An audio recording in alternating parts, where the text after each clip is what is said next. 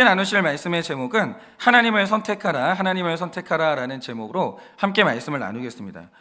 저는 이렇게 목회자이기 때문에 저는 아무래도 목회자의 인격은 좀 저랑은 잘 안 맞는 것 같은데, 이게 목회자가 하는 일은 제 적성에 진짜 딱 맞는 것 같아요. 제가 오지랖이 넓어가지고 우리 성도님들의 인생에 중요한 일이 있을 때 목회자는 다른 사람보다는 그 일을 같이 감당하는 경우가 굉장히 많습니다. 그러니까 남의 일이 아닌 거죠. 예를 들어서 여러분의 가정에 장례식이 생긴다 그러면 저는 그 과정에 함께하는 사람이, 이거는 남의 일이 아니에요, 저한테는. 그리고 어떤 청년들이 결혼을 하게 된다 그러면 이 청년들이 저를 신뢰하고 따라주는 한 저는 결혼의 과정을 이들과 함께하게 돼요. 그러니까 만약에 인생의 가장 중요한 사건이 결혼인데 이 결혼 문제에 있어서 저한테 어떤 청년이 물어봐 준다, 그건 영광 중에 영광인 거죠. 도와달라고 말해주면 그거보다 큰 영광은 저한테 없는 것 같아요. 그래서 최근에 또 한 커플이 결혼을 생각을 해서 지난주에 결혼하겠다는 청년을 하나 만나가지고 제가 이 청년하고 3번 정도 만나게 되는데, 제일 첫 번째는 어린 시절의 이야기를 충분히 들었어요. 그래서 이 친구의 어린 과정을 쭉 들으면서 정말 이 친구를 너무 이해하게 됐어요. 너무 이해하게 됐고, 앞으로 결혼이 완성되기까지 우리 청년을 어떻게 하면 내가 양육할 수 있을까, 이 방향을 좀 잡았습니다. 그러면서 우리 함께 다 같이 이 결혼의 첫 걸음을 같이 시작했어요. 영광이죠. 너무 큰 영광이죠. 그런데 저는 그런 결혼 과정을 보고, 우리 청년들의 결혼 과정을 보면서 저도 그랬는데 한 가지 공통된 현상을 발견하게 됐어요. 아직까지는 이 현상이 나타나지 않은 커플을 저는 본 적이 없었습니다. 그럼 뭐냐? 이 일본의 베스트셀러 작가죠, 유이카와 게이라는 사람이 있는데, 이 사람이 자기 소설에서 최초로 쓴 말이 있어요. 여러분 아마 다 알고 계실 텐데 일본 사람이 제일 먼저 쓴 말이에요. 그게 뭐냐면 메리지 블루라는 말이에요. 그러니까 이게 결혼을 준비하는 과정에서 사람들이 경험하는 그 우울 감정을 얘기하는 거거든요. 상당히 많은 사람들이 이 우울 감정을 느꼈는데 이걸 한마디로 딱 정의한 사람이 이 사람이에요. 메리지 블루가 있다는 거죠. 그럼 보세요, 이게 서로 사랑을 해가지고 평생 함께하기로 약속한 남녀가 있어요. 요즘에는 여러분들 혹시 프로포즈 하셨습니까? 저는 안 했거든요. 제가 너무 교만해가지고 좋겠다 당신 나랑 결혼해서 이런 식으로 하면서 이렇게 프로포즈를 안 했는데, 이게 프로포즈 하는 그 커플들을 보면은 자기들끼리 쇼를 해요. 이렇게 영상 만들고 그러면서 반지 껴주고 여자 울고 그러면서 자기가 감정 복받쳐가지고 남자도 울고 이러더라고요. 너무 좋아요. 그런데 결혼을 약속하고 막상 과정으로 들어가요. 상견례 합니다. 식장 잡습니다. 진짜로 결혼이 다가오는 거예요. 그러면 사람이 우울 감정 느껴요. 이게 이상해요. 그러니까 우리가 이 좋은 결혼 속으로 들어가면 시간이 가면 갈수록 너무 설레고 좋을 것 같은데 너무 많은 커플이 우울 감정 속으로 들어가는 거예요. 근데 이게 얼마나 심각한 괴로움이냐면, 사람이 느끼는 스트레스를 최고치를 100점이라고 했을 때, 여러분 남자 인생에 최고의 고난이 뭡니까? 직장 고난이에요. 그런데 직장에서 해고당하는 스트레스가 몇 점이냐? 7점입니다. 그런데 해고를 당해본 사람의 말을 들었을 때 우린 다 느낄 수 있잖아요. 어느 날 갑자기 당신 우리 직장에서 끝이라는 거예요. 나가달라는 거예요. 그러면 이 말을 들었을 때 미래에 대한 걱정, 수많은 오만 가지 걱정이 드는데, 이 극심한 스트레스가 몇 점이냐? 47점이라는 거죠. 그러니까 47점만 돼도 이게 얼마나 거대한 스트레스인지 우린 감이 와요. 그런데 여러분, 이 메리지 블루의 스트레스가 몇 점인 줄 아세요? 해고의 스트레스보다 높은 50점이에요. 굉장히 힘들어요, 굉장히. 그래서 많은 커플이 그 결혼 과정에서 이 우울감을 이기지 못하고 파혼을 하고, 저도 저랑 같이 결혼을 준비했던 커플들 중에 몰래 찾아오긴 했지만 목사님 결혼 물을래요 한 애들이 한둘이 아닙니다. 그거 달래가지고 결혼시키는데 굉장히 어려웠어요. 그러면 이런 거죠. 이 메리지 블루라는 감정의 근원이 뭔가? 왜 우울하죠? 왜 스트레스 받죠? 이게 2022년에 작성된 헬스인 뉴스에 의하면 이 우울감의 본질은 선택에서 오는 부담감이라는 거예요. 그러니까 이런 거죠. 내가 이 연애랑은 결혼은 아예 다른 거예요. 그냥 아예 다른 거예요. 내 인생에 제일 중요한 공동체가 하나 생기는 건데, 내가 이 사람하고 결혼하면 이제 가능성이 끝나요. 그러니까 모든 선택이 종료가 돼요. 끝나요. 이제 선택을 못해요. 끝나요. 내가 지금 이 선택한 이 남자, 이 여자랑 죽을 때까지 같이 해야 되는데, 이제 이 여자가 나의 마지막 여자예요. 이 남자가 나의 마지막 남자예요. 모든 가능성이 다 종료가 돼요. 다 종료돼요.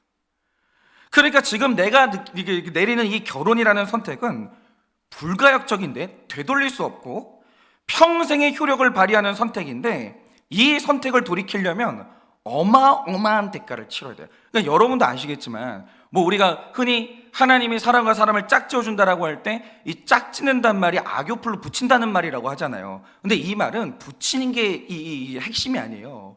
붙였는데 떨어뜨리려고 하면 훼손된다는 거예요. 몸이 찢어진다는 건데 굉장히 무서운 훼손이 일어난다는 거죠.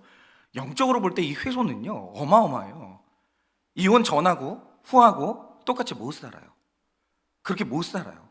그러니까 사람들마다 자존심이 상하니까 내가 잘 사는 척 할 뿐이지, 한 번 내 선택, 결혼이라는 선택이 찢어지게 되면 영적으로 어마어마한 손상을 입기 때문에 이거는 되돌리는 게 굉장히 어려워요.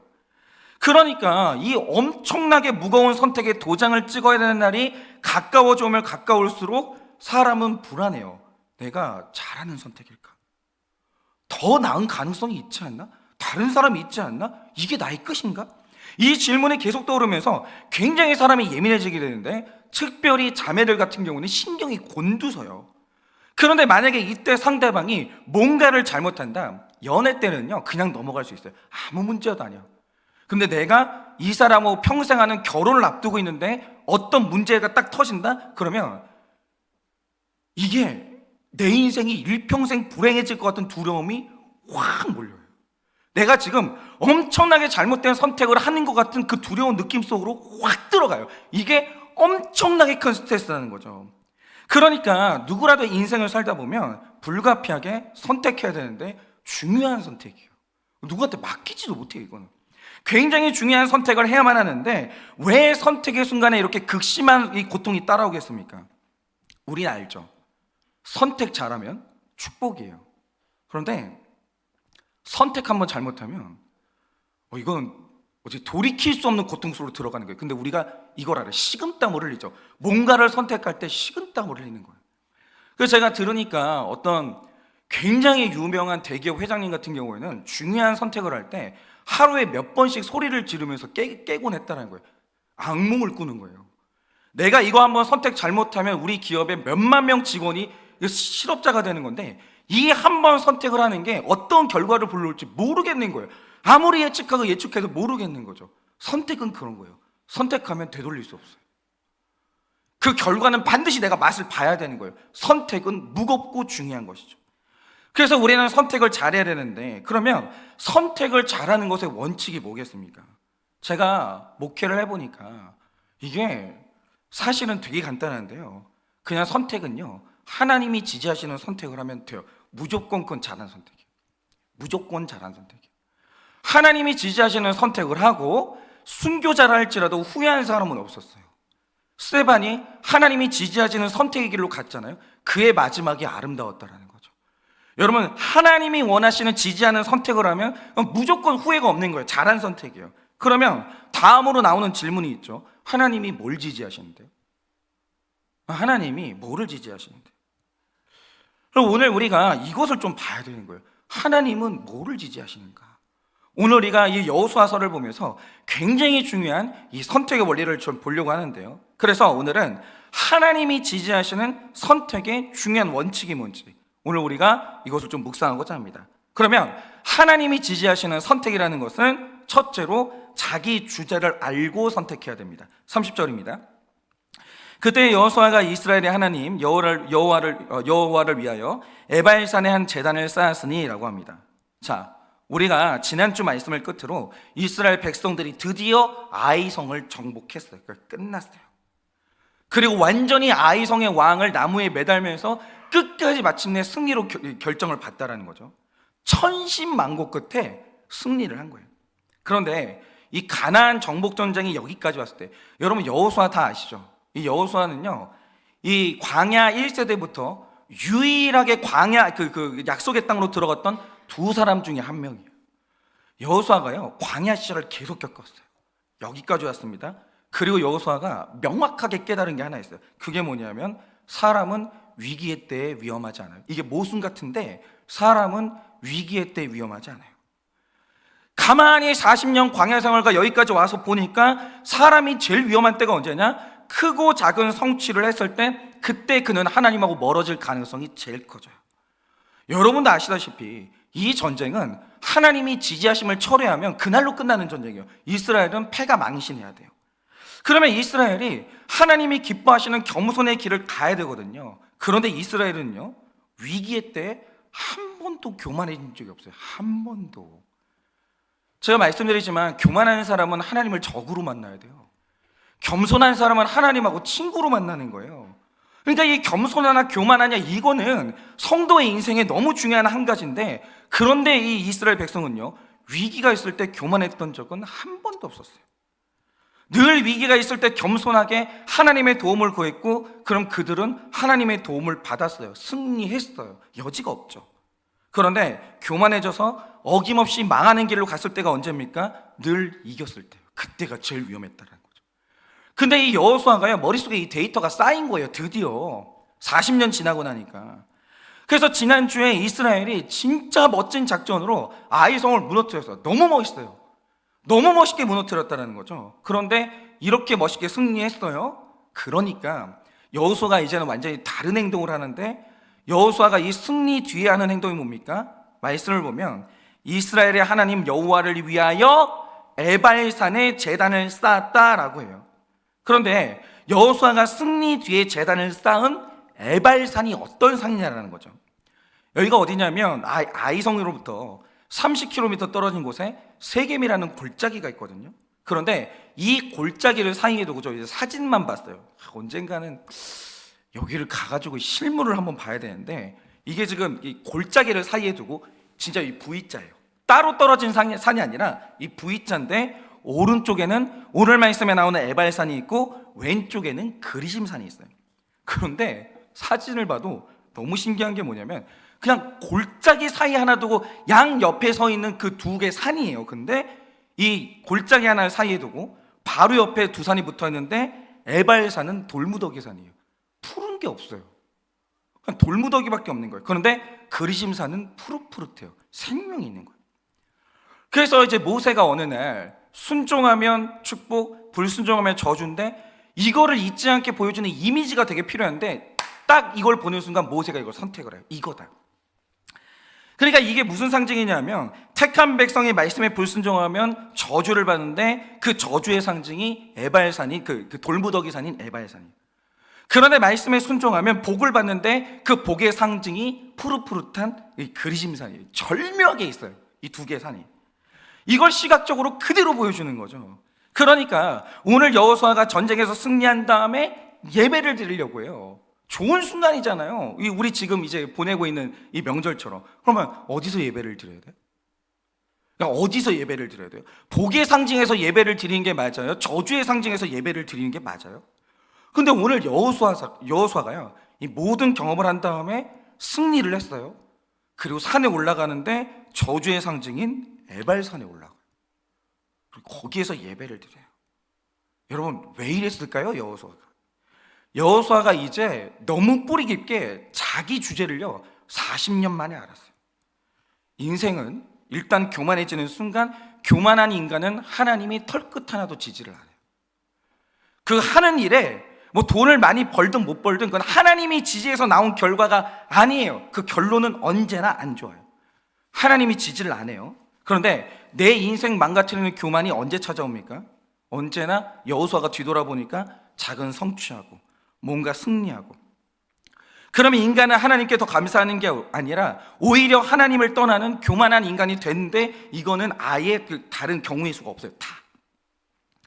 사람이 100% 죄인이라고 할 때 그 100% 죄인이라는 말이 여러 가지 뜻이 있겠지만, 사람이 고정된 고정값이 있는데 인간은 태어날 때부터 교만해요. 사람은 교만해요. 그러니까 겸손해지는 게 애를 써야지 겸손해지는 거지, 교만하려고 애쓰는 사람은 아무도 없어요. 아무도 없어요. 사람은 기본값이 교만하고 애를 써야 영적으로 몸부림을 쳐야 겨우겨우 겸손해지는 거예요. 그런데 여호수아가요, 두 번은 교만 때문에 찾아오는 고통을 겪고 싶지가 않은 거예요. 이 지긋지긋한 거예요.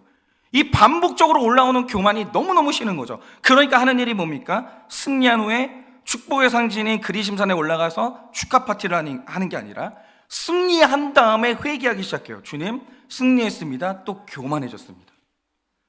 주님, 제가 승리했습니다. 또 교만이 또 올라왔습니다. 또 하나님 없이 살 것 같은 이 교만함이 또 올라왔습니다. 그러면서 승리한 다음에 제일 애가 타고 간절한 회개의 제사를 에발산에 가서 드리는 거예요. 주님, 제가 지금 이거 승리했다고 또 교만으로 가면 전 저주받습니다. 이 제발 이 교만에 이게 먹히지 않도록 나를 좀 지켜달라고 여호수아가요 두려움으로 기도를 하는 거예요. 이래서 여러분, 붙으면 회개해야 돼요. 어김없어요. 젊은이들 있잖아요, 청년들. 진짜 제일 영성 좋을 때, 젊은이들은 영성이 좋을 때가 없어요. 젊은이들이 영성 제일 좋은 때가 언제인 줄 아십니까? 고3 때 딱 1년밖에 없어요. 그냥 고3 때는 주님 붙여만 주시면 내가 진짜 못했던 봉사하고 붙잖아요. 그걸로 끝나요. 얼마 이렇게 교만함이 싹 눈에 들어오면서 아주 그냥 막 소그룹도 안 하려고 그러고 막 봉사도 안 하려고 막 다 그래요. 그래서 우리는 붙으면 회개하고 떨어지면 감사해야 되는 거예요. 여러분, 이렇게 회개가 나를 지키는 중요한 방어막이기 때문에 언제나 회개의 자리에 있고 회개로 결론 내는 게 진짜 중요해요. 그러니까 모든 것 가운데 회개로 결론 내면 그 길을 하나님이 지지하신다는 거죠. 제가 지난주에 이제 자동차 이야기를 했다가 어마어마한 여성들의 비난을 받았습니다. 어떤 분이 그날 이제 오질 못해가지고 이게 온라인으로 TV로 예배를 드는데 이 대목을 듣고 막 이러면서 막 몸소리를 쳤다는 거예요. 근데 역시 우리 형제들은 제 편이에요. 어떤 형제는 그 얘기를 들으면서 목사님께 맞는데 그랬다는 거죠. 어쨌든 간에 이게 제가 굉장히 심각한 비난을 받았는데 이게 결단코 제 이야기만이 아니에요. 정말 그래요. 여러분, 우리 청년들이 반드시 알아야 되는 게 뭐냐면, 제가 결혼할 때 보니까 세상에 정확히 동등한 평등한 상태로 결혼하는 커플이 없어요. 모든 사람은 결혼하는 과정에서 갑과 을의 이 위치가 발생하고 설정이 돼요. 그러면 사랑해서 결혼하는 사람과 사람 사이에 왜 갑과 을이 발생을 합니까? 제가 가만히 보면 인간은요 그냥 자동이에요. 반드시 인간은 무의식적으로 손해와 이익을 따지는데 이걸 피할 방법이 없어요. 사람은 손해 싫어해요. 사람은 이익 좋아해요. 이건 무조건 계산하게 되어 있어요. 그래서 결혼할 때 사람은 무의식 중에 반드시 계산합니다. 우리 집 환경과 너희 집 환경을 계산해요. 비교합니다. 그리고 이 결혼이 누가 더 희생해서 하는 결혼인지를 따져요. 반드시 따져요. 갖춘 집하고 못 갖춘 집을 내가 무의식 중에 안다니까요. 따진다는 거예요. 그리고 서로의 연봉을 알고 계산해요. 그리고 내가 이 결혼을 하면 누가 누구 덕을 보고 사는지 이미 머릿속에 딱 박혀요. 돈만큼 확실한 거 없죠. 돈만큼 확실한 거 없어요. 누가 누구 덕 보고 사는 건지 이미 거기에서 계산 끝나는 거예요. 그리고 결혼식 과정에서 서로 쓰고 있는 돈을 반드시 비교합니다. 얼마 썼는지 다 알아요. 내가 얼마 더 썼고 네가 얼마 덜 썼는지 다 비교합니다. 그리고 우리는 누가 더 손해봤는지 무섭게 계산 끝내요. 우리는 100% 죄인이기 때문에 결혼이라는 중요한 선택을 하면서 이 계산을 안 하는 죄인은 없어요. 다 계산합니다. 처음에는 그거 안 나와요. 결혼하고 처음에 이게 관계 좋을 때는요 절대 안 나와요, 이 계산. 근데 나중에 관계 위태로워지고 관계 안 좋아진다? 반드시 언제가 튀어나와요. 내가 손해봤던 거, 네가 덜했던 거, 내가 손해봤던 거, 내가 막 이렇게 훨씬 더 이렇게 헌신했던 거, 그거 하나 둘 줄줄줄 튀어나오기 시작해요. 반드시 그렇게 돼요. 인간은 못 잊어요. 금전이든 아니면 조건이든 내가 손해봤다, 사람은 절대로 안 잊어요. 절대로. 그래서 이 결혼식이 끝나는 날 계산 딱 끝나고 갑과 을이 얼추 정해집니다. 모든 결혼관계는 다 그래요. 그러니까 이런 거죠. 근데 결혼했는데 왜 이게 남자든 여자든 왜 이 사람이 나한테 이렇게 큰 소리 치고 살지? 근데 왜 나는 이 사람 앞에서 움츠러들지? 이유가 뭐겠어요? 계산 끝난 거예요. 심리적인 갑과 을이 딱 정해진 거예요. 이미 계산 끝난 거예요. 근데 을 쪽에서 고개 푹 숙이고 갑을 대접하고 살면 그러고 살 수 있으면 너무 좋죠. 근데 문제는 을이 그렇게는 못 사는 거예요. 내가 언제 결혼해달라고 싹싹 빌었어? 나 거지도 아니고 나 치사해서 이렇게는 못 살아. 그러니까 이 을은요, 이 열등감이 계속 쌓이다가 언젠가 폭발을 해요. 그러니까 자존심 싸움을 죽을 때까지 하다가 남남되고 가정이 무너지는 사람들이 얼마나 많은지 몰라요. 그런데 제가 가만히 보니까 이 계산은 피할 방법이 없어요. 머릿속에 다 있어요. 너랑 나 둘 중에 누가 손해봤는지 머릿속에 다 있어요. 그리고 계산법이 다 틀려요. 서로 간에 다 틀려요. 서로 자기가 갑이라고 우기고 을은 을인 거 인정도 못하고 갑은 갑질하고 이미 그러고 있다고요. 그 가정이 무너지는 거죠. 근데 제가 보니까 유일하게 갑과 을의 구도가 무너진 딱 하나의 방법밖에 없어요. 그게 뭐냐? 남자와 여자 각자가 내가 감히 이 결혼을 할 수 없었던 자기 죄를 보고 죄인인 자기 주제를 알아야 갑과 을의 구도는 그때만 없어져요. 이건 확실해요. 이거 있잖아요. 돈 가지고 큰 소리 치던 사람도 죄가 드러나잖아요. 입을 다무는 거예요. 그거 알았으면 결혼 안 했을 어떤 내 인생의 어떤 그 사연들, 이거 알았으면 상대방이 나랑 절대로 결혼 안 했을 내 약점들 없는 사람이 있을 것 같으세요? 없어요. 그게 다 가려지고 있는 거예요. 근데 그걸 보고 인정하는 순간, 서로가 그런 죄인인 걸 알고 고마움 가운데 결혼하는 순간 이 구도가 드디어 사라지는 거예요. 여러분, 신결혼이 뭡니까? 이게 정의가 정확해야 되는데 뭐가 신결혼이에요? 그러니까 많은 사람이 착각을 하는 게 신결혼은요, 성경 지식이 있는 사람, 세례를 받은 사람들끼리 하는 결혼이 신결혼 아니에요. 교회 등록하는 사람들끼리의 결혼도 신결혼 절대로 아니에요. 그러니까는 이런 거죠. 그러니까 나는 경제적인 결혼하고 싶다, 돈 많은 사람하고 결혼하고 싶다, 하시라 이거예요. 그거는 본인의 선택인 거예요. 근데 내가 예수님 모신 신결혼하고 싶고 신가정 꾸리고 싶다, 그건 정확한 조건이 있는 거예요. 여러분, 신결혼은요, 죄인끼리 해야 신결혼인 거예요. 몇 대째 믿음의 가문이고 어느 교회에서 어떤 훈련을 받았고 이거는 다 상관없어요. 다 상관없어요. 그거는 부수적인 거예요. 자기 의가 포기되지 않은 한 신결혼 신가정은 안 되는 거예요. 그건 안 되는 거라고요. 여러분, 예를 들면 이런 거죠. 예수님하고 바리새인하고 결합이 돼요? 예수님은 죄인 되기 위해서 이 땅에 오셨고 바리새인은 철저한 의인이에요. 둘이 결합이 되냐고요? 우리 복음서 봤으니까 알잖아요. 안 돼요. 그거는 안 되는 거예요. 여러분, 성도가 누구예요? 구원 누가 받아요? 여러분, 예수님이 분명히 말씀하신 게 뭐냐면 병자한테나 의원이 쓸 데가 있는 거지 건강한 사람한테는 의원이 쓸 데가 없어요. 여러분, 구원은 누가 받냐면 정확하게 예수 만나야 구원받는데 예수 누가 만나냐면 죄인 아니면 못 만나요. 의인은 죽었다 깨어나도 예수님 못 만나는 거예요. 신자가 아닌 거예요. 신자의 정확한 정의가 뭐냐? 죄인이 신자인 거예요. 자기 죄가 100% 인정이 안 되는 사람은 신자 못 되는 거예요. 그러면 신결혼이 뭐예요? 이거는 정확한 건데 죄인하고 죄인이 만나는 게 신결혼이에요. 다른 건 없어요. 다른 거는 다 부수적인 거예요. 중요하니까 조종할 수도 있고 포기할 수도 있고 이런데 뭐가 신결혼이냐를 얘기할 때는 이게 조건은 딱 하나밖에 없는 거예요. 죄인하고 죄인이 만나야 신결혼인 거예요. 그 외에는 신결혼 아닌 거예요. 성경책에 손 얹고 결혼하면 신결혼이다, 천만의 말씀입니다. 저는 결혼식이 중요한 사람은 아니에요. 결혼식 통과 의례 중요하죠. 근데 그보다 중요한 게 뭐냐? 저는 저랑 같이 죄를 보는 과정을 함께 하지 않으면 저는 주례를 못해요. 제 주례 중요하지 않아요.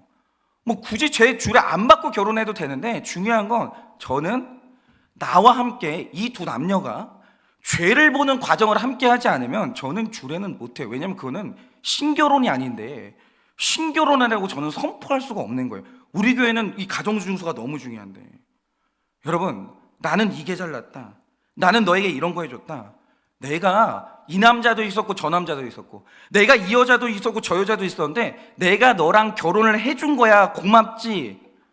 여러분, 이 상태에서 결혼하잖아요. 그건 불신결혼인 거예요. 그거는 불신결혼인 거예요. 내가 너한테 2개 더 했잖아. 내가 너보다 포기를 더 많이 했잖아. 네가 나 만나서 덕 본 거잖아. 여러분, 이런 생각으로 무장하고 결혼하잖아요. 의인하고 의인의 결혼은 그 신결혼이 아니에요. 그거는 불신결혼인 거예요. 그런데 이 불신결혼의 결론은 영육간의 불행이라는 거죠. 그러나 하나님의 거룩을 알고 나의 죄인됨을 아는 겸손한 죄인하고 죄인이 결혼할 때가 있어요. 그냥 고마운 거예요. 그러니까 뭘 하냐가 중요한 게 아니라, 나 원래는 당신이 나를 용서하지 않으면 난 결혼이 안 되는 사람인데, 나 같은 인간 용서해서 결혼해줘서 나 같은 사람하고 살아주는 게 제일 고맙다는 이 죄인하고 죄인이 결혼하잖아요. 비로소 갑과 을이 사라져요. 고마움밖에 안 남는 거예요. 세상에서 제일 좋은 결혼은요, 고마운 결혼인 거예요. 비로소 평등한 결혼이 그때서야 가능해지는 거예요. 죄인하고 죄인이 만나야 평등해지는 거예요. 우리 청년이 여러분, 누구하고 결혼해야 됩니까? 다른 조건은 여러분들이 다, 그러니까 가급적 키 큰 남자랑 결혼하지 말고 별로 안 좋아요. 그건 비본질이에요. 어쨌든 그건 알아서 하세요. 알아서 해. 알아서 하세요. 근데 여러분대로 취향대로 다 하면 되지만, 진짜 여러분이 신가정 신결혼하고 싶다? 그러면 그냥 조건은 하나밖에 없는 거예요. 죄인하고 결혼해야 되는 거예요. 그러니까 내가 이 사람이 죄 고백이 안 돼, 자기 죄가 뭔지를 몰라요. 그거는 결혼하겠다고 하면 아무도 못 말려요. 그거는 말리지는 못해요. 근데 중요한 게 뭐냐? 이것만 아시면 돼요. 그건 신결혼은 아니라는 거예요. 그거는 신결혼은 아니에요. 그러나 하나님 앞에 죄인과 죄인이 말로 할 수 없이 고마워서, 그리고 결혼하면 하나님이 그 결혼을 무한지지하십니다. 무한지지하십니다. 하나님이 도장을 제가 도장 찍는 게 아니에요. 하나님이 도장을 찍어주시는 거예요. 여기는 신가정이고 내가 주인 됐고 내가 이 가정을 지지해. 이게 되는 거예요. 여러분, 죄를 본다는 게요, 그 선택이요, 이렇게 중요한 거예요. 여러분, 이렇게 뭘 해도 죄인 된 자기 주제를 잊지 않고 회개로 결론 내는 선택을 할 때 그 길을 하나님이 지지해 주시는 겁니다. 꼭 그 길 가시기를 바라고, 특별히 청년들은 정말 그 길 가시기를, 영적인 문제뿐만 아니라 영육간의 그 길 가시기를 바라봐요. 적용 질문드립니다. 가정에서 여러분은 갑입니까? 을입니까? 근데 혹시 지금 한창 갑을 전쟁 하시는 분들이 있으세요? 어쨌든 가정에서 여러분은 갑입니까? 을이십니까? 근데 갑인 여러분들 너무 안 됐습니다. 하나님이 여러분 편이 아닙니다. 을인 여러분들 축하드립니다. 하나님은 여러분 편입니다. 여러분이 말씀이 들리시겠죠? 네. 그러면 왜 갑이고 왜 을입니까? 왜 갑이고 왜 을입니까? 이 청년 버전하고 이제 우리 어머니 아버지 버전이 다른데, 일단 죄인과 결혼하고 싶습니까? 의인과 결혼하고 싶습니까? 근데 이거를 부모님 버전으로 바꾸면, 우리 부모님들은 자녀를 죄인하고 결혼시키고 싶습니까? 의인하고 결혼시키고 싶습니까? 죄인과 결혼하고 싶습니까? 의인과 결혼하고 싶습니까? 죄인임을 고백하고 인정하는 게 쉽습니까? 어렵습니까? 죄인임을 고백하고 인정하는 게 쉽습니까? 어렵습니까? 둘째로, 하나님이 원하시는 헌신 쪽으로 선택하셔야 됩니다. 31절 32절입니다. 이는 여호와의 종 모세가 이스라엘 자손에게 명령한 것과 모세의 율법책에 기록된 대로 수의 연장으로 다듬지 아니한 새 돌로 만든 제단이라. 무리가 여호와께 번제물과 화목제물을 그 위에 드렸으며, 여호수아가 거기서 모세가 기록한 율법을 이스라엘 자손의 목전에서 그 돌에 기록하매라고 합니다. 여러분, 우리가 왜 여호수아는 약속의 땅에 들어가는 2명 중에 1명이 됐을까? 이건 그의 의로움은 아니에요. 근데 여호수아가 보여주는 원칙과 강점이 있어요. 그게 뭐냐면, 이 사람은 철저하게 말씀의 시종이에요. 그냥 말씀대로 순진하게 행하는 것이 여호수아의 강점이라는 거죠. 그런데 말씀을 보면 여호수아가 에발산에 올라가서 여호와를 위한 제단을 만들었다고 하는데, 제단 만들 때도 철저하게 말씀대로 만들어요. 그런데 율법이 요구하는 바 제단을 만들 때 하나님이 요구하시는 핵심이 있다는 거죠. 그게 뭐냐?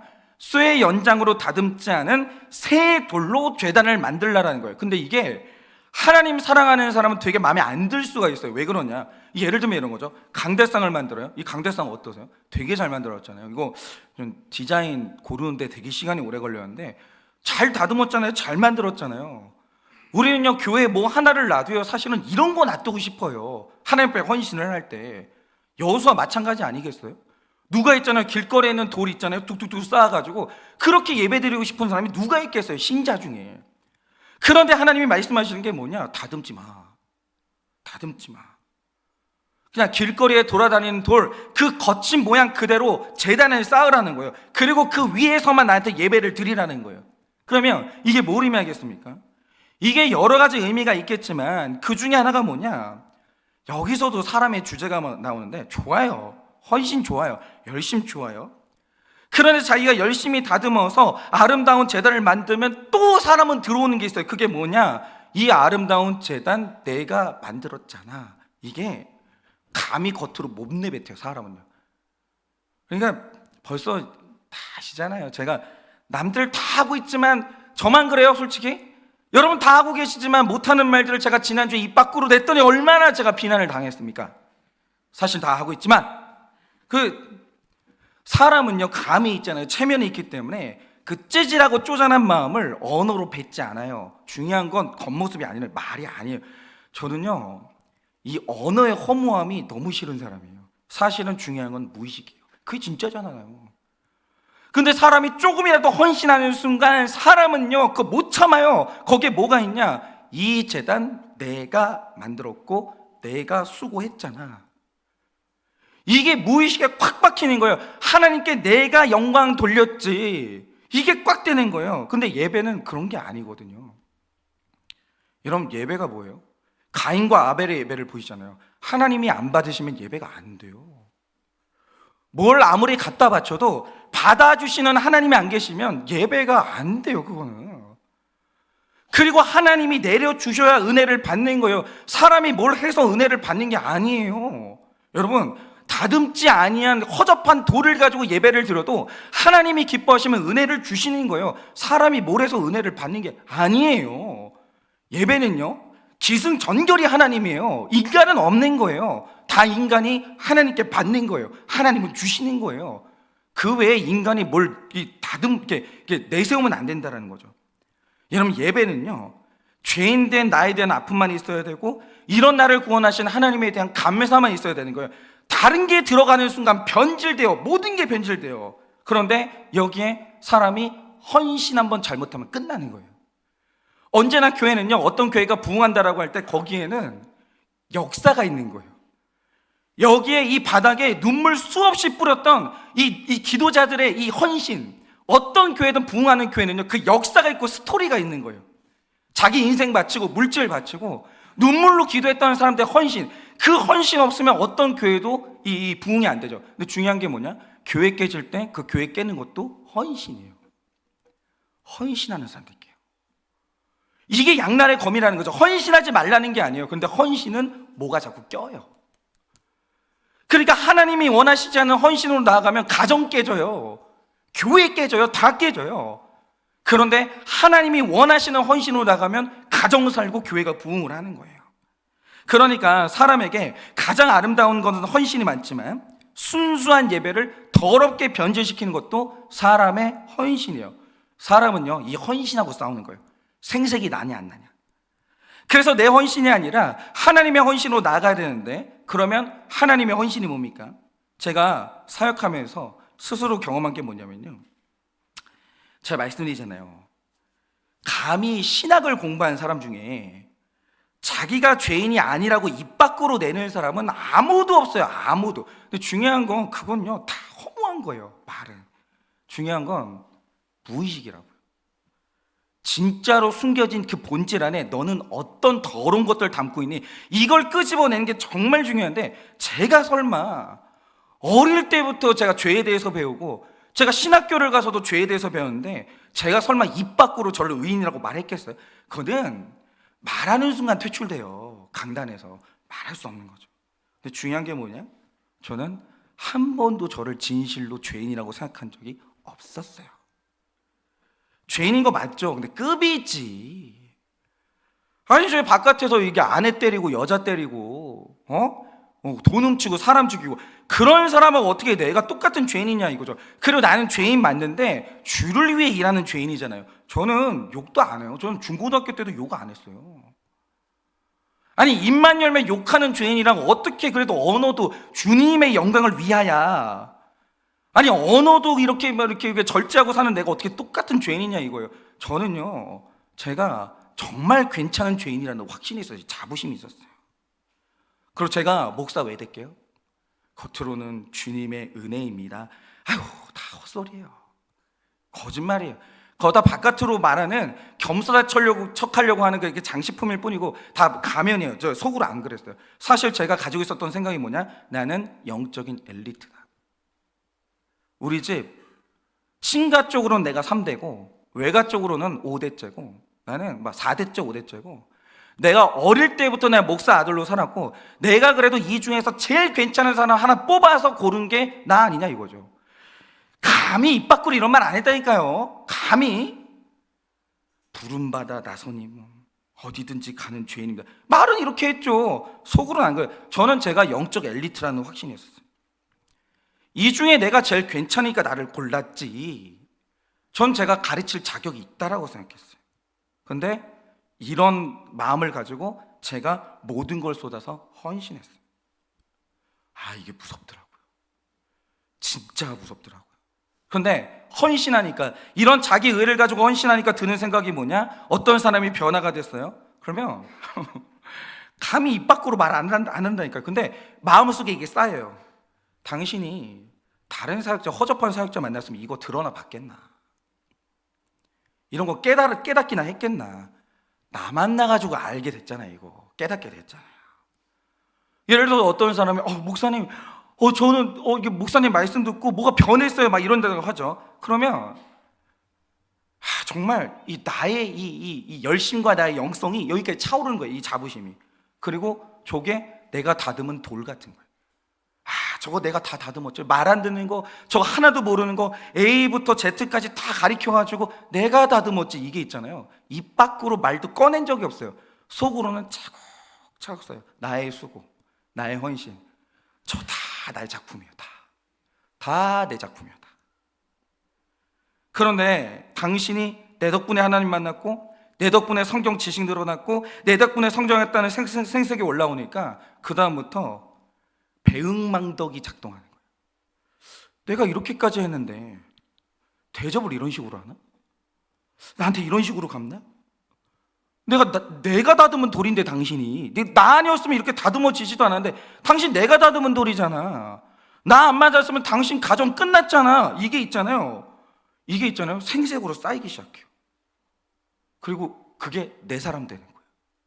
나를 떠나? 나한테 반항을 해? 내가 다듬은 돌인데? 이게 이렇게 되는 거예요. 그런데 어느 날 제가 하나님을 만난 거예요. 그리고 하나님이 어느 날 죄를 보여주시는데 정말 고통스러워요. 지난날에 무의식 속에 가지고 있었던 내 밑모습을 다 꺼낸 다음에 필름처럼 쫙 보여주시는 거예요. 강단에서 했던 거짓말 다 생각나게 하시는 거예요. 이것도 거짓말이잖아. 저것도 거짓말이잖아. 너 그때 울었지? 쇼잖아. 너 슬프지도 않는데 울었잖아. 쇼잖아. 하나님이 있잖아요. 내가 했던 연극을 다 보여주신 거예요. 설교가 아니라 연극이잖아. 온통 입만 열면 거짓말하고 성도님들을 내 야망으로 이용하고 살았던 지난 날이 다 생각나는 거예요. 그 수치심. 근데 피할 길이 없는 거예요. 눈만 감아도 보이고 기도하려고 그러면 보이고 말씀 보면 깨달아지고 계속 보이는 거예요. 근데 그때 나중 가니까 너무 이 괴로운 가운데 회개를 하고 나중에 올라오는 감정이 뭐냐? 지난날 나 같은 목회자를 만나서 피해 입은 성도님들에 대해서 너무 죄송한 거예요. 그런데 신기한 게 뭐냐? 나중에 깨달은 게 뭐냐? 나같이 이상한 사역자를 만나는데 여전히 하나님을 사랑하고 아름답게 신앙생활 하시는 분들을 보면서 나중에 깨달았어요. 내가 다듬은 돌이 아니었구나. 저는요 제가 괜찮은 사역자라고 생각하니까 내가 다듬었다고 생각을 했어요. 근데 나중에 진실을 알고 나니까 이건 다듬을 수 있는 도구가 아니거든요, 내가. 근데 너무 아름다운 신앙생활을 해요. 나중에 깨닫는 거죠. 내가 다듬은 게 아니었구나. 근데 이걸 깨닫고 사역을 하니까요, 이걸 깨닫지 못할 때랑 이걸 깨닫고 난 후에 사역한 거랑은 완전히 달라요. 이게 있잖아요, 생색이 없어지는 거예요. 내가 한 게 아닌데, 내 작품이 아닌데. 제가 누군가를 위해 헌신하고 그분들이 나라는 통로를 통해서 이 회복이 되고 변화가 됐다는들, 이제는 그 변화와 회복이 내가 다듬은 돌이 아니라는 게 깨달아지는 거예요. 생색이 안 나는 거예요. 근데 그러니까 제가 건강해지는 거예요. 여러분, 만약에 예를 들어서 5년 전보다 5년 후에 하늘교회가 공동체 숫자가 늘어났어요. 5년 전보다 5년 후에 우리 공동체가 조금 더 뭔가 발전했어요. 누가 다듬은 거예요? 이거 있잖아요, 목사가 무의식 속에서 사실 내가 다듬었지, 이거랑 진짜로 이건 하나님이 다듬었지, 이게 있잖아요, 절절한 거랑 완전히 달라지는 거예요. 인생 있잖아요, 그 목사 인생이 패가망신해요. 나중에 그 끝에 다 드러나요. 자기 안에 있는 생색이 있잖아요, 나중에 다 드러나요. 그러니까 지금도 제가 봐야 되는 거예요. 내가 설교는 이렇게 하고 있는데 사실은 내가 있지 않나. 이거 안 보고 이거 골라내지 않는 한, 이거 하나님이 원하시는 헌신으로 가지 않으면 있잖아요, 목사 인생의 끝이 무조건 안 좋아요. 하나님이 지지를 안 하니까. 여러분, 그러나 내가 죄인이라는 걸 철저히 알고 헌신하는 그 길, 그건 하나님을 위한 헌신이 되는 거예요. 가정도 이렇게 나가셔야 돼요. 자식을 누가 다듬어요? 제발, 진짜 우리 이 무서운 착각에서 벗어나야 돼요. 아니, 자식이 내 맘대로 돼요? 아니, 잘 되면 있잖아요, 이게 막 내가 다듬은 돌이 돼가지고 목에 기부스하고 다니고, 이게 자식이 잘못되면요, 이거 남편 닮아서 그런 거예요, 아내 닮아서 그렇고, 뭐 이게 뭐가 이런 게 다 있어요. 그런 게 어디 있냐고요. 자식을 누가 다듬어요? 근데 이걸 모르고 자기 의에 차가지고 의가 차오른 상황에서 헌금하고 봉사하고 선행하면 이거는 자기를 위한 헌신이 돼요. 그런데 사람이 있잖아요, 자기가 어떤 길을 가는지도 모르고 이 헌신을 무분별하게 하잖아요.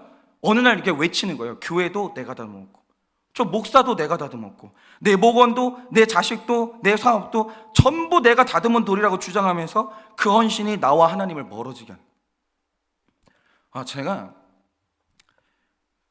진짜 철저하게 자기 헌신으로 갔던 분이 한 분 계시거든요.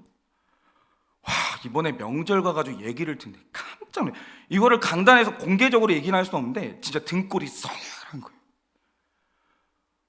이 자기 헌신에 이 마지막에 저런 거야? 너무 무서운 거예요, 정말. 하나님이 계속 경고를 해주신 거야. 네 이야기야. 어디 한번 해봐. 네 헌신 가지고 네 마지막이 어떻게 되나. 그래서 우리 교회 원칙 중에 하나가 뭡니까? 저 이제 5년 보셨으니까 아시잖아요. 욕심이 진짜 많아요. 저 하고 싶은 일 많고 일꾼 필요해요. 그런데 그 사람을 위해서 죄인인 걸 깨닫는 훈련을 안 하고 사역을 시키게 되면, 여러분, 우리 전도사님들요, 당장 사역하면요, 전 좋아요. 전 좋죠. 그러나 전도사님들 제가 사역 안 시켜요. 지금 일 안 시켜요. 아니, 내 사역만 중요해요? 전도사님들 인생은 너무 중요하잖아요. 먼저 우리 동역자들이 자기 죄를 먼저 봐야, 그리고 나서 헌신해야 그게 하나님의 헌신이 되거든요. 생색이 안 되고. 근데 그것도 없이 사역을 시켜버리면 저는 좋죠. 그분들의 인생은 어떻게 할 거예요? 그러니까 가급적이면 훈련을 안 하고 난 다음에는 아무것도 안 시키는 거예요. 전사님들도 아무것도 안 시키는 거예요. 다만 지금 제가 요구하는 건 이거예요. 훈련하기 전에는 예배를 누리시라, 섬김을 받으시라, 그리고 이 교회 사람들이 얼마나 하나님 앞에 헌신하는지 좀 봐라, 이거를 계속 하는 거예요. 여러분, 헌신 중요해요. 그러면 저는 중요한 게 이거죠. 제 헌신은 죄인이 감사로 하는 헌신이에요? 의인이 생색으로 하는 헌신이에요? 저 만약에 제가 지금 의인이 돼가지고 지금 헌신하고 있잖아요. 5년 뒤에 두고 보세요. 제가 다 청구해요, 교회. 제가 이렇게까지 제가 했는데 이게 뭡니까? 대우가 장로님이지, 너무한 거 아닙니까? 다 정산해 주세요. 이러고 나오면 교회가 있잖아요, 풍비박산으로 가는 거예요. 정말 진짜 진짜 이게 되돌아봐야 돼요. 나 지금 헌신 어느 길로 가고 있는가? 교회가 망하는 헌신으로 가고 있나? 이 교회가 사는 헌신으로 가고 있나? 이거 정말 뼈저리게 봐야 되는 거예요. 그럼 여러분의 가정은요? 여러분의 사역은요? 여러분 지금 가정 무너지는 헌신으로 가고 있으세요? 아니면 가정 살리는 헌신으로 가고 있으세요? 어디로 가고 있으세요? 여러분 정말 죄인인 걸 아셔야 돼요. 바라기는 정말 우리 다 죄인의 헌신이 되어서 하나님이 기뻐하시는 예배자, 생색이 없는 헌신으로, 살리는 헌신으로 나가기를 바라봅니다. 적용 질문 드립니다. 교회와 가정에 헌신하고 생색이 나지 않습니까? 아빠들은 돈 벌고 생색내고, 엄마들은 애 키우고 생색내고, 생색과 생색의 전쟁. 지금 어떤 생색으로 나가고 계세요? 교회와 가정에 헌신하고 생색이 나지 않습니까? 내 인생, 내 가정, 내 자녀는 누가 다듬은 돌입니까? 내 인생, 내 가정, 내 자녀는 누가 다듬은 돌입니까? 내 인생의 모든 것을 하나님이 다듬었다는 게 인정이 되십니까? 내 인생의 모든 것을 하나님이 다듬었다는 게 인정이 되십니까? 셋째로, 선택은 내가 하는 것입니다. 33절에서 35절입니다. 온 이스라엘과 그 장로들과 관리들과 재판장들과 본토인뿐 아니라 이방인까지 여호와의 언약궤를 맨 레위 사람 제사장들 앞에서 교회 좌우에 서되 절반은 그리심산 앞에 절반은 에발산 앞에 섰으니 이는 전에 여호와의 종 모세가 이스라엘 백성에게 축복하라고 명령한 대로 함이라. 그 후에 여호수아가 율법책에 기록된 모든 것대로 축복과 저주하는 율법의 모든 말씀을 낭독하였으니 모세가 명령한 것은 여호수아가 이스라엘 온 회중과 여자와 아이와 그 중에 동행하는 거류민들 앞에서 낭독하지 아니한 말이 하나도 없었더라 라고 합니다. 오늘 정말 이게 너무 중요한데요, 하나님의 법은 단순합니다. 에발산과 그리심산이 보여준 것처럼 순종의 상징인 그리심산 앞에 서면 축복이에요. 불순종의 상징인 에발산 앞에 서면 그거는 저주입니다. 이거는 다른 방법이 없어요. 불순종하고 복 못 받아요. 그거는 불가능해요. 그런데 내가 어느 산에 오를 거냐, 이거는 최종적으로 내가 선택해요. 그런데 중요한 게 이겁니다. 선택은 내가 하죠. 그런데 온전한 선택이 이루어지려면 한 가지 충족해야 되는 조건이 있어요. 여호수아가 해야 되는 일이 있어요. 그게 뭐냐? 좋은 말만 하면서 기분을 맞춰주는 게 아니라 기쁨을 주는 말씀이든 사람의 마음을 아프게 하는 말씀이든 백성들 앞에서 낭독하지 아니한 말씀이 하나도 없어야 되는 거예요. 그리고 듣지 못하는 말씀이 하나도 없어야 되는 거예요. 이걸 다가 충족돼야 하나님이 기뻐하시는 선택을 할 수가 있는 거예요. 그러니까 여러분, 교회의 사명이란 건 뭐냐? 여러분, 교회는요, 사람이 싫다는데 좋은 길이야 억지로 끌고 가고 비인격적으로 끌고 가는 거, 그건 결단코 교회의 사명이 아닙니다. 절대 아니에요. 무슨 교회에서, 군대도 아니고 막 애들 엎드려 한 다음에 야, 너 말 들을 거야 안 들을 거야 막 매로 때리고, 그런 비인격적인 건 교회 사역이 아닌 거예요. 왜 때려요? 왜 폭력을 행사해요? 교회는 그러면 절대로 안 돼요. 제 사역도 그런 사역은 아니에요. 그러면 우리가 하는 큐티 사역과 목장 사역의 본질이 뭡니까? 그거는 말씀인데, 우리를 만날 성도님들, 목원들 앞에서 낭독하지 못하는 말은 없어야 되는 거예요. 그리고 우리 성도님들이요, 한일교회에서 이 신앙생활 하는 한 못 들어본 말씀은 없어야 되는 거예요. 다 들어야 되는 거예요. 저도 그런데 여러분, 큐티한다는 거, 그리고 말씀을 차례대로 강의한다는 게 뭡니까? 이게 그냥 설교 자체도 되게 어렵지만 되게 어려운 게 뭐냐면, 이거는, 이 큐티는 뭐냐면 주어지는 본문을 내가 선택해서 다듬는 게 아니에요. 제가 자주 말씀드리잖아요. 위로를 주는 말씀, 용기를 주는 말씀, 이런 식으로 자꾸 다듬어가지고 말씀 골라가지고 읽는 분들 계세요. 그거는 아니라는 거죠. 여러분, 하나님이 그날 어떤 말씀을 주셔도 그걸 전하는 거예요. 그러니까 제가 이제 예를 들어서 이제 개업 예배를 해요. 그러면 저희는 그날 본문으로 큐티하는 거예요. 말씀 전하는 거예요. 근데 그날 본문을 딱 했는데 하나님이 치신다, 하나님이 망하게 하신다, 뭐 어떻게요? 그걸 말해야 되는 거예요. 제가 예전에 한일교회 와가지고 지금도 기억나요. 1년 차 때 하필이면 그때 큐티가 예레미야서였어요. 맨날 운다는 예레미야서. 막 그때 진짜 우리 교회가 으쌰으쌰 하면서 진짜 뭐 할 수 있다, 막 하면 된다, 막 이런 말 해도 모자랄 텐데 갑자기 하나님이 그 해에 예레미야서를 주시는 거예요.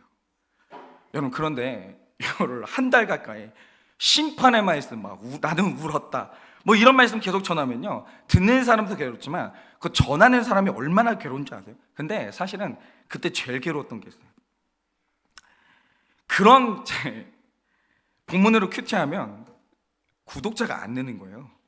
있던 구독자도 뚝뚝뚝 떨어져 나가는 거예요. 근데 저는 한일교회 왔잖아요. 그리고 저는 어쨌든 이 교회는 하나님 앞에서 성장을 해야 될 거 아니에요. 지금도 그렇지만 그때 이제 더 절박했거든요. 한 명이 절박했거든요. 근데 이 말씀 사역이요, 내가 고를 수 있다면 저는 예레미야서로 첫 해에 설교 안 해요. 그게 바로 저의 약삭빠른 거죠. 이게 바로 저의 인본주의인 거죠.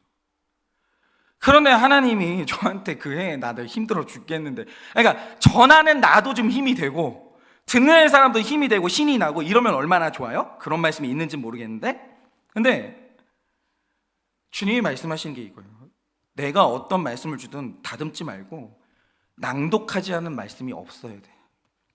네 목회하는 평생에 피해가는 말씀은 없어야 돼. 그래서 잘 힘들었을 때가 11조 설교할 때, 그리고 진짜 힘들 때가 언제인 줄 아십니까? 그러니까 이런 거예요.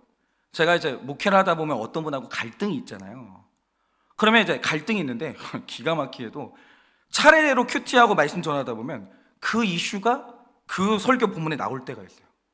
저는 바보가 아니에요. 제가 만약에 그런 본문 가지고 이제 설교를 한다 그러면 그분이 뭐라고 생각하시겠어요? 아유, 또 목사님이 강단에서 말씀으로 나를 치네. 여러분, 그게 얼마나 두려운 줄 아세요? 저는 바보가 아니기 때문에 전 목회자 자녀예요. 교회를 그렇게 떠나는 분들을 한두 번을 본 분이 아니에요. 그러니까 저는요, 그런 일이 있으면 그걸 본문을 피한다니까요. 근데 분명히 그 사건이 있었는데 그 본문이 나오는 거예요. 그럼 나는 그걸 설교를 해야 될 거냐? 근데 준비해놓고 잠이 안 오는 거예요. 그분이 교회 떠나면 어떡하나? 그럼 교회가 흔들흔들 할 텐데, 그럼 나는 어떻게 해야 돼? 못 하겠는 거예요. 그런데 이 큐티 사역이 뭐냐면 늘 주님이 말씀하신 게 그거였어요. 낭독하지 아니한 말씀은 없어야 돼.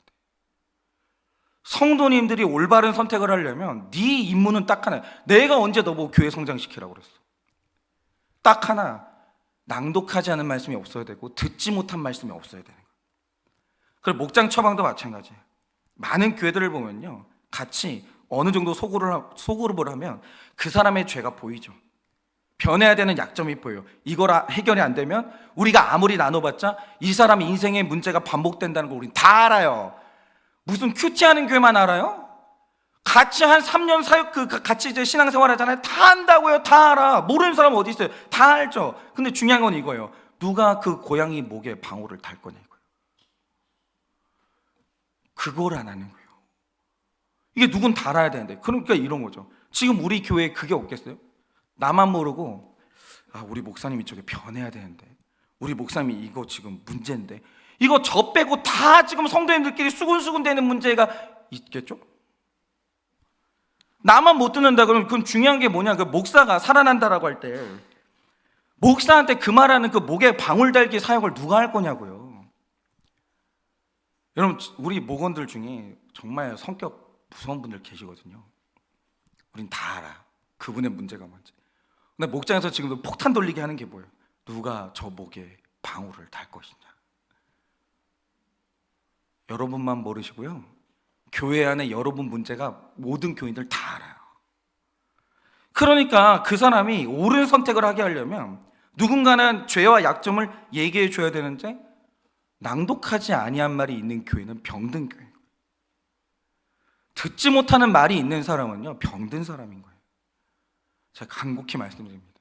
정말 지금 우리 교회 아직도 쓴소리 한번 못 들어보고 만날 때마다 사람들이 집사님 음식은 맛있어요, 집사님 사역은 최고예요, 집사님은 너무 좋으신 분 같아요, 이런 얘기만 듣는 분들 계시다면 여러분 성격이 얼마나 이상한지를 아셔야 돼요.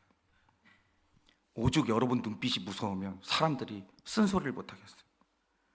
그러니까 이게 교회가 거룩하지 못한 교회의 특징이 뭐냐면 낭독하지 못하는 말씀이 너무 많아요. 듣지 못하는 말이 너무 많은 거예요. 근데 여러분, 진짜 사랑이 뭡니까? 격려도 하고 사랑의 위로도 해야 되지만 때로는 쓴소리도 하고 그 사람의 약점도 이야기해 주면서 낭독하지 아니한 말씀이 그 교회가 없는 교회가 건강한 교회. 그러니까 제가 청년들 결혼할 때도 저는 핵심이 그거예요. 왜 그걸 양육을 하겠어요? 모르고 결혼하면 안 돼요. 속이고 결혼하면 안 돼요.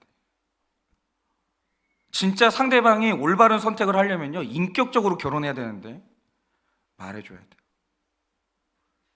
숨기고 결혼하는 결혼은요, 비인격적인 거예요. 그런데 그거를 듣고 말할 수 있는 준비를 하는 게 우리 교회의 이 결혼 사역인 거예요. 결혼 준비 사역인 거예요. 물론 다 말하지 못하죠. 수준에 따라서 막 그렇지만 어쨌든 그 준비를 하는 게 우리의 사역이라는 거죠. 그러니까 우리는요, 낭독하지 않은 말씀이 없어야 되고 그거를 듣지 못하는 말씀이 없어야 되는 거예요. 그거 안 되면 여러분 선택은 올바를 수가 없는 거예요. 그걸 이제 뚫고 나가는 게 우리 교회의 사명인 거죠. 여러분, 우리 목자님들 그리고 저는 힘을 내셔야 돼요. 낭독하지 못하는 말이 없어야 돼요. 그리고 우리 목원분들 힘을 내셔야 돼요. 듣지 못하는 말이 없어야 돼요. 그래서 우리가 하는 모든 인생의 선택의 순간에 하나님이 지지하시는 그 아름다운 선택의 길만 걸어가는 여러분 되시기를 예수님의 이름으로 축원합니다. 이 시간에 찬양팀 나와주시고 적용 질문 드립니다. 날마다 낭독되는 말씀을 잘 듣고 있습니까? 날마다 낭독되는 말씀을 잘 듣고 있습니까? 위로의 말씀과 쓴소리 말씀도 가리지 않고 듣고 있습니까? 위로의 말씀과 쓴소리 말씀도 가리지 않고 듣고 있습니까? 어떤 말씀이든 상대가 들어야 하는 말씀을 잘 낭독하고 있습니까? 어떤 말씀이든 상대가 들어야 하는 말씀을 잘 낭독하고 있습니까? 낭독해야 하는데 두려워서 전하지 못하는 말씀은 무엇입니까? 낭독해야 하는데 두려워서 전하지 못하는 말씀은 무엇입니까? 이 시간에 우리 다 같이